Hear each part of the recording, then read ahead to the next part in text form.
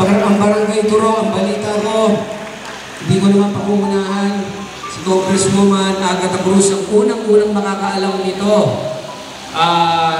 Marami pa pong araw, linggo, buwan, taon na maglilingkod ang ating pamahalang barangay. Dahil ang balita ko, may extend po. May extend po ha. Balita ko lang yan ha, hindi ko po ginagarantiya para magaling kayo sa akin. Barangay Sulukan para mag-conduct ng lecture para sa assembly nila. Barangay Turo din po, assembly din po ito. And as well as Barangay Poblasyon, assembly din po nila ito.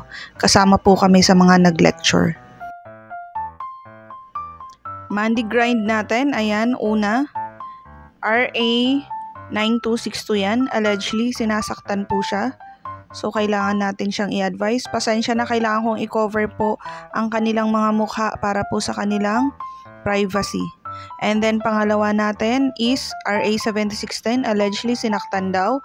So kailangan din ng medical certificate niya, at para sa trauma kailangan ng psychological evaluation.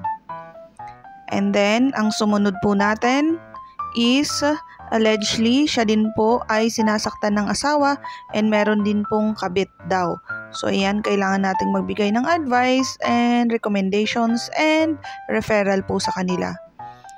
And then next po natin is CICL. Kailangan natin siyang i-refer po for MSWD para sa discernment, para kung sakaling ituloy po ng victim ang case sa kanila, meron po silang magagamit, kasi hindi pwedeng sampahan ng isang bata ng kaso, yung 15 years old and 1 day above, nang wala po siyang discernment. So yun po, CICL po yun.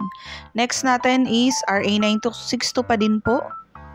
Yan po yan. Monday to ha, lahat ng case ko na to Monday dumating. And then yan, missing naman po ang kanyang anak dito. So gagawan din po natin siya ng informing and then flash alarm para po maikalat, and then may pinipirmahan po dyan for Privacy Act na willing po silang ipapost yung mukha ng anak niya in social media para po maipaalam na missing yung anak. And then dito po is kausap natin isang official body po niya ako ngayong election. So kailangan po nila yan, may memo po yan. And then, nag-conduct din po tayo ng lecture sa may munisipyo, sa mga kalalakihan, mga farmers po yan. Pinaalala po natin sa kanila ng rape is non-bailable para alam po nila at huwag silang gumawa ng ganong kaso. And then yan, sangyup dinner tayo. After a long tiring day, Monday, kailangan natin gawin to. Ito lang naman ang aking bisyo, ang kumain.